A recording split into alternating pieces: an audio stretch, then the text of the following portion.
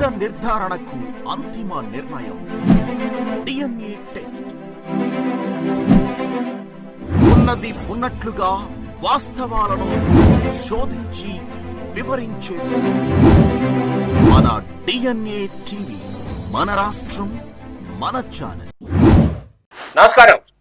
ఆంధ్రప్రదేశ్ పరిపాలన గుండెకాయగా ఉన్నటువంటి ఆంధ్రప్రదేశ్ సచివాలయ ఎన్నికలు అనేవి చాలా ప్రతిష్టాత్మకంగా జరుగుతున్న పరిస్థితి కనపడుతుంది. ఉద్యోగులకు సంబంధించిన ఎన్నికలే కేవలం అని అనుకోవటానికి లేదు. ఇది రాష్ట్రం మొత్తానికి కూడా ప్రభావవంతంగా పనిచేసేటటువంటి ఎన్నికలుగా చెప్పుకోవచ్చు. పరిపాలన గుండెకాయగా ఉన్నటువంటి సచివాలయంలో ఇక్కడ జరుగుతున్నటువంటి ఎన్నికలు రాష్ట్రం మొత్తానికి కూడా ఇండైరెక్ట్ గా అక్కడ ప్రతిఫలం కానీ లేదంటే ఇక్కడ ప్రభావం కూడా చూపిస్తున్న పరిస్థితి కనబడుతుంది. ఇక్కడ ఎన్నికలకు సంబంధించినటువంటి వర్షం కనుక గమనించినట్లయితే మొన్నటి వరకు వైసీపీ అధికారంలో ఉన్న సందర్భంలో కాకర్ల వెంకట్రామరెడ్డి 2 పర్యాయాన్ని కూడా ఆయన అప్సా అధ్యక్షుడిగా కొనసాగినటువంటి పరిస్థితి కనపడుతుంది. అంతకుముందు 2 పర్యాయాలు మురళీకృష్ణ ఆయన అధ్యక్షుడిగా కొనసాగినటువంటి పరిస్థితి కనపడుతుంది. ఇదంతా కూడా ఆంధ్రప్రదేశ్ విభజన అయిన తర్వాత జరుగుతున్నటువంటి ఎన్నికలు, అదేవిధంగా ఆ తర్వాత జరిగినటువంటి పరిస్థితుల నేపథ్యంలో మొన్న వెంకట్రామరెడ్డి కూడా వైసీపీ ముద్రతో వన్ సైడ్ గా గెలిచినటువంటి పరిస్థితి కనపడుతుంది. ఈ పరిస్థితులన్నీ కూడా పక్కన పెడితే ప్రస్తుతం ఎన్డీఏ ప్రభుత్వం అధికారంలో ఉన్నటువంటి పరిస్థితి కనపడుతుంది. ఎన్డీఏ ప్రభుత్వం అధికారంలో ఉన్న సందర్భంలో రామకృష్ణ ముందుకు వచ్చినటువంటి పరిస్థితి కనపడుతుంది. బరిలో నిలబడినటువంటి పరిస్థితి కనపడుతుంది. ఇదే విధంగా ప్రత్యర్థి వర్గంగా ఉన్నటువంటి కోట్ల రాజేష్ అనేటటువంటి ఫైనాన్స్ ఉద్యోగి ఆయన కూడా అప్సా అధ్యక్షుడిగా పోటీ చేస్తున్నటువంటి పరిస్థితి కనపడుతుంది. వీరిద్దరి మధ్య హోరు అనేది ఉద్యోగులకు సంబంధించినటువంటి అనేక సమస్యలు ఉన్నటువంటి సందర్భంలో ఉద్యోగుల పక్షాన ఎవరు పనిచేస్తారు, ఉద్యోగులకు సంబంధించినటువంటి అంశాలను ఏ విధంగా చర్చిస్తారు అనేటటువంటి అంశం మీద ప్రధానంగా చర్చకు వస్తున్న పరిస్థితి కనబడుతుంది. మిగతా ఉద్యోగ సంఘాల ఎన్నికలు ఏ విధంగా ఉన్నప్పటికీ కూడా సచివాలయానికి సంబంధించినటువంటి ఎన్నికలు అనేవి చాలా కీలకం అని చెప్పుకోవచ్చు. ఎందుకంటే సచివాలయానికి సంబంధించినటువంటి గెలిచినటువంటి వ్యక్తి ఆయన ఖచ్చితంగా ప్రభుత్వంతో సంప్రదింపుల సందర్భంలో ఉద్యోగులకు సంబంధించినటువంటి సంప్రదింపులు, సమస్యల సంప్రదింపులు, అదేవిధంగా ఉద్యోగులకు ఇప్పటి నుంచో ఉన్నటువంటి హైదరాబాద్ నుంచి ఇక్కడికి వచ్చిన సందర్భంలో కూడా ఇళ్ల స్థలాలు అనేవి రాజధానిలో ఇవ్వాలి అని వాళ్ళందరూ కూడా డిమాండ్ చేస్తున్నటువంటి పరిస్థితి కనపడుతుంది.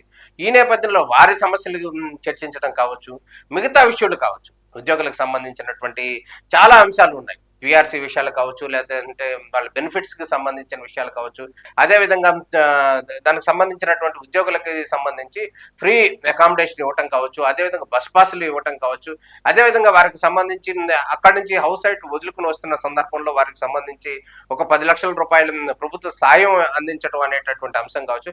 వీటన్నిటి అంశాల్లో కూడా గతంలో పనిచేసినటువంటి మురళీకృష్ణ టీంలో పనిచేసినటువంటి అప్పుడు 14 నుంచి 19 వరకు, అంటే 13 నుంచి 19 వరకు కూడా పనిచేసినటువంటి సందర్భంలో రామకృష్ణకి కొంత మేరకు సానుకూలంగా ఉంది అనేటటువంటిది ఉద్యోగ వర్గాల్లో వస్తున్నటువంటి వర్షన్గా కనపడుతుంది.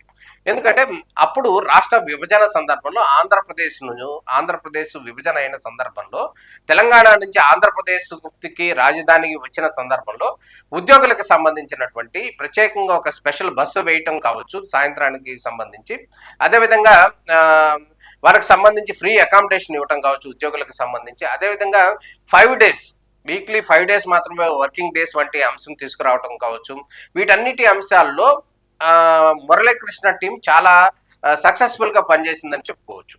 ఎందుకంటే అక్కడి నుంచి ఉద్యోగస్తులు తెలంగాణ నుంచి ఆంధ్రప్రదేశ్కి వస్తున్న సందర్భంలో ఇక్కడి నుంచి మళ్ళీ హైదరాబాద్కు వెళ్ళేటటువంటి ప్రక్రియలో భాగంగా వీరికి సంబంధించినటువంటి ప్రత్యేక ట్రైన్ వేయటం కావచ్చు, ప్రత్యేక బస్సు ఫెసిలిటీస్ కల్పించడం వంటి అంశాల్లో కూడా మురళీకృష్ణ టీం కొంతవరకు సక్సెస్ అయిందని చెప్పుకోవచ్చు. అప్పటి నుంచి 2014లో రాష్ట్ర విభజన అయిపోయింది.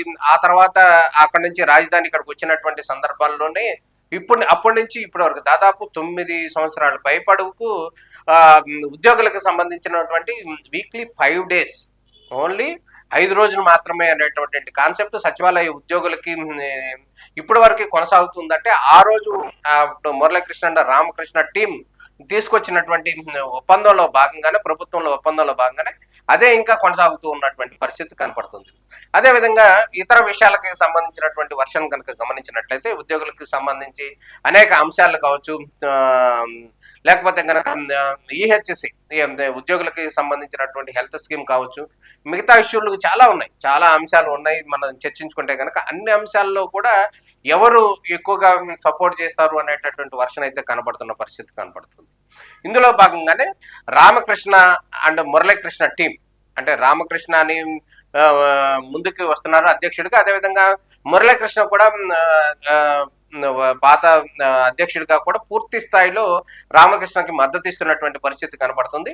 ఇంకా మొన్న 4 నెలల క్రితం జరిగినటువంటి క్యాంటీన్, సచివాలయానికి సంబంధించినటువంటి క్యాంటీన్ ఎన్నికల్లో కూడా రామకృష్ణ మురళీకృష్ణ టీము దాదాపు 11 డైరెక్టర్ పోస్టులు ఏదో క్యాంటీన్కి సంబంధించి ఉన్నాయి. అయితే అందులో 10 సీట్లు, 10 మంది డైరెక్టర్లు Muralikrishna and Ramakrishna team success గా గెలుపొందినటువంటి పరిస్థితి కనపడుతుంది.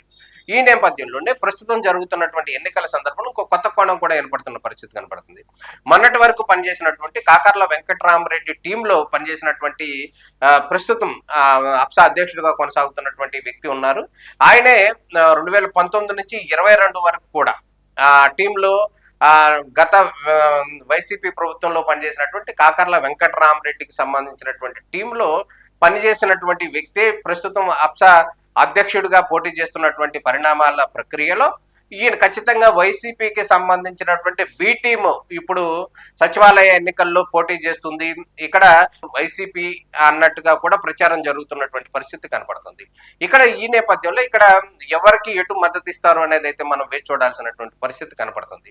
ఇక్కడ సహజంగా మనం చూసినట్లయితే కనుక ఈ గతంలో ఎప్పుడు ఏ పార్టీ అధికారంలో ఉంటే ఆ పార్టీకి కొంత మేరకు అనుకూలమైనటువంటి టీం మాత్రమే అప్సా ఎన్నికల్లో అధ్యక్షుడిగా కొనసాగుతుంది. ఆ టీంకి సంబంధించినటువంటి కార్యవర్గమే అధికారంలో ఉన్న పరిస్థితికి కొనసాగుతున్న పరిస్థితి కనబడుతుంది.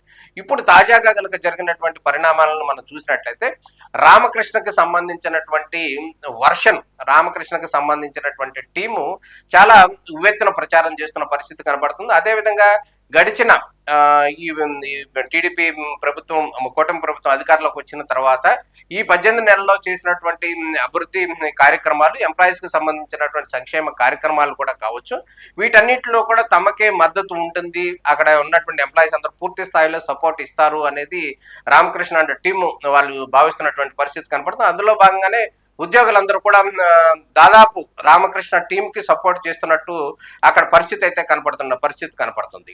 ఇది అదేవిధంగా 2013 నుంచి 19 వరకు అప్పుడు టీడీపీ ప్రభుత్వం అధికారంలో ఉన్న సందర్భంలో, అదేవిధంగా రాజధానికి సంబంధించి హైదరాబాద్ నుంచి అమరావతికి తీసుకొచ్చిన సందర్భంలో ఎంప్లాయీస్ కి సంబంధించినటువంటి సేవలు అందించేటటువంటి ప్రక్రియలో కూడా రామకృష్ణ అండ్ టీము బాగా సక్సెస్ అయ్యింది. ఆ రోజు ఇచ్చినటువంటి ఫలితాలు, ఆ రోజు ఇచ్చినటువంటి ఏవైతే ఉన్నాయో తాయిలాలు ఉద్యోగులకు సంబంధించి అవే ఈ రోజుకి కొనసాగుతున్న పరిస్థితి కనబడుతుంది.